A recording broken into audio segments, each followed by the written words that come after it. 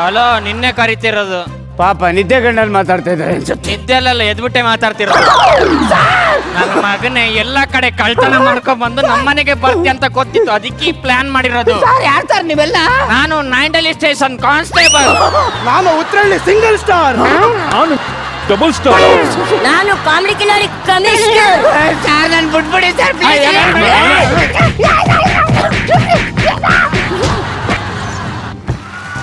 ವಾಹ್, ಸಖತ್ ಪರ್ಫಾರ್ಮೆನ್ಸ್.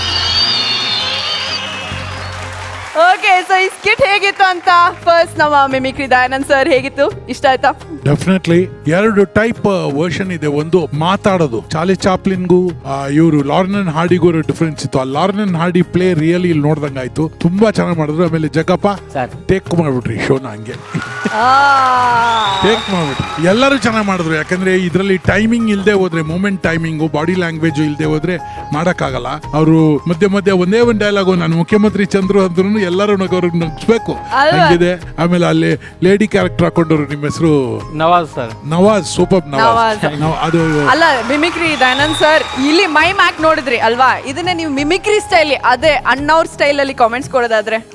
ಅಣ್ಣವ್ರ ಸ್ಟೈಲ್ ಮಾತಾಡಿದೀನಿ. ನಮ್ಮ ಶಂಕರ್ ನಾಗ್, ಓಕೆ ಸೂಪರ್. ನಾನು ಕರ್ನಾಟಕ ಕೈಗಾರಿಕಾ ಅಭಿವೃದ್ಧಿಯಲ್ಲಿ ಕೆಲಸ ಮಾಡ್ತಾ ಇದ್ದೆ ಕಾವೇರಿಯಲ್ಲಿ. ಸಾಯಂಕಾಲ 4 ಗಂಟೆಗೆ ನನಗೆ ರಮೇಶ್ ಭಟ್ ಅವ್ರು ಕರ್ಕೊಂಡೋದ್ರು. ಮೊದಲೇ ಪ್ಲಾನ್ ಇತ್ತು. 6 ಗಂಟೆಗೆ ಶೂಟಿಂಗ್ ಮಾಡಿ ಆಕ್ಸಿಡೆಂಟ್ ವಾಪಸ್ 6:15ಗೆ ನಮ್ಮ ಆಫೀಸ್ಗೆ ತಂದ್ಬಿಟ್ಬಿಟ್ರು ಕಾರಲ್ಲಿ. ಅಂದ್ರೆ ದಿನಗಟ್ಲೆ ಕಾಯ್ಬೇಕಾಗಿದ್ದ ದಿನ ಅವತ್ತು. ಆದ್ರೆ ಕರ್ಕೊಂಡೋಗಿದ್ದು, ಅಲ್ಲಿ ಶಾರ್ಟ್ ಮಾಡಿಸಿದ್ದು, ಇಮಿಡಿಯೇಟ್ ಕರ್ಕೊಂಡ್ಬಂದು, ಅಷ್ಟು ಟೈಮಿಂಗ್ ಅಲ್ಲಿ ವರ್ಕ್ ಮಾಡೋರು ಶಂಕರ್ ನಾಗ್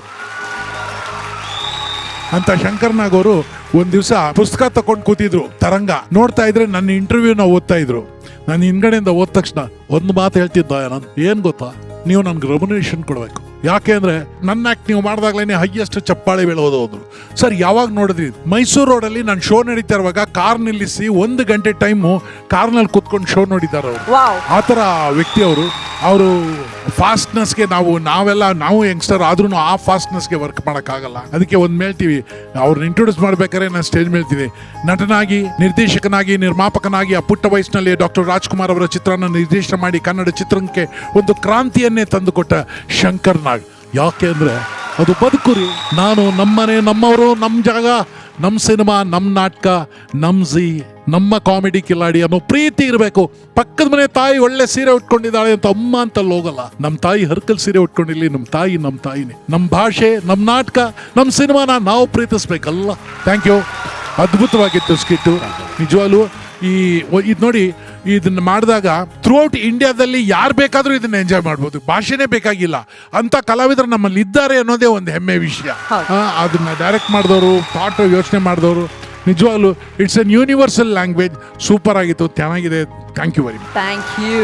ಕುರಿ ಸರ್, ಟೀಮ್ ಓನರ್ ಆಗಿ ಏನ್ ಹೇಳಕ್ ಇಷ್ಟಪಡ್ತೀರಾ? ಮಾತಾಡ್ಕೊಂಡು ಪಂಚ್ ಮಾಡೋದೇ ತುಂಬಾ ಕಷ್ಟ. ಅಂತದ್ರಲ್ಲಿ ಒಂದು ಚೂರು ಮಾತೇ ಇಲ್ಲದೆ ಸೈಲೆಂಟ್ ಆಗಿ ಎಷ್ಟು ನಕ್ಕಿದ್ರೆ ಅಂದ್ರೆ ಅಲ್ಲಿ ಆಡಿಯನ್ಸ್ ನಗು ಕೇಳಿಸ್ತಿತ್ತು ನಿನಗೆ, ಅಷ್ಟು ನಕ್ಕಿದ್ದಾರೆ.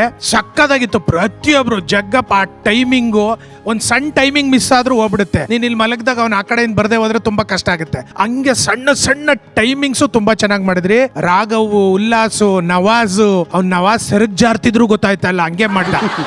ಆಮೇಲೆ ಪ್ರವೀಣ್ ಏನ್ ಟೈಮಿಂಗ್ ಅಲ್ಲಿ ಮಾಡಿದ್ರಿ ಅಂದ್ರೆ ಸೂಪರ್.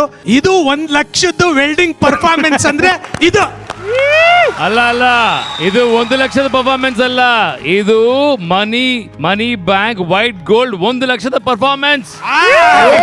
ಇದು ಮಾತ್ರ ನನ್ನ ಪ್ರಕಾರ ಇಟ್ ಈಸ್ ಹೊಡಿ ಶಾವ್ಗೆ ಮಜ್ಜಿಗೆ performance. Thank you. Godfather ಜಗೇಶ್ ಸರ್ ಹೇಗಿತ್ತು? ನೋಡಿ, ಯಾರೇ ಒಬ್ಬರು have to become a good actors ಅಂದ್ರೆ ಅವರಿಗೆ ಮೈಮ್ ಮಾಡೋವಂಥದ್ದು ಫಸ್ಟ್ ಅವ್ರು ಕಲ್ತ್ಕೋಬೇಕಾದ್ರು. ಭರತನಾಟ್ಯದಲ್ಲಿ ಎಕ್ಸ್ಪ್ರೆಷನ್ಸ್ಗಳು ಬರುತ್ತೆ ಸಂಪೂರ್ಣ, ಈ ಮುಖದಲ್ಲಿ ಎಲ್ಲ ಎಕ್ಸ್ಪ್ರೆಷನ್ ಬರುತ್ತೆ. ನಂಬರ್ 2, ಈ ಮೈಮ್ ಶೋ ಯಾರು ಕಲ್ತ್ಕೊಂತಾರೆ, ಮೈಮ್ ಆ್ಯಕ್ಟು, ಅವ್ರಿಗೆ ಏನು ಹೇಳೋದೇ ಬೇಕಾಗಿಲ್ಲ. ತಾಳಕ್ಕೆ ತಕ್ಕನಂಗೆ, ರಿಕಾರ್ಡಿಂಗ್ ತಕ್ಕನಂಗೆ, ಆ ಸೌಂಡಿಗೆ ತಕ್ಕನಂಗೆ ವಿತೌಟ್ ಎ ಮಿಸ್ಟೇಕು ಪರ್ಫಾರ್ಮ್ ಮಾಡ್ತಾನೆ. ಅದ್ರಲ್ಲಿ ಜಗ್ಗಪ್ಪ ಎಕ್ಸ್ಟ್ರಾರ್ಡನರಿ ಆಗಿ ಮಾಡ್ದ. ಅವನ ಜೊತೆಗೆ ಆ ಹಿಂಡನ್ನ ಅವನು ವಿತೌಟ್ ಒಂದು ಸಿಂಗಲ್ ನೋಟ್ಸಲ್ಲೂ ಕೂಡ ನಿಮಗೆ ಲ್ಯಾಗ್ ಅನ್ನೋದಿಲ್ದಂಗೆ ಸ್ಪಾಂಟೇನಿಯಸ್ ಆಗಿತ್ತು, ಆ್ಯಕ್ಷನ್ ರಿಯಾಕ್ಷನ್ ಇತ್ತು. ಆ ಥರ ಅವರೆಲ್ಲರೂ ಮಾಡಿದ್ದು ನೋಡಿದಾಗ ನನ್ನ ಪ್ರಕಾರ this is one of the best fantastic act. Extraordinary act. ಕಲಾವಿದನಾಗಿ ನಾನು ತುಂಬ ಮೆಚ್ಚಿದೆ ಆ್ಯಕ್ಟಿಂಗ್ನ.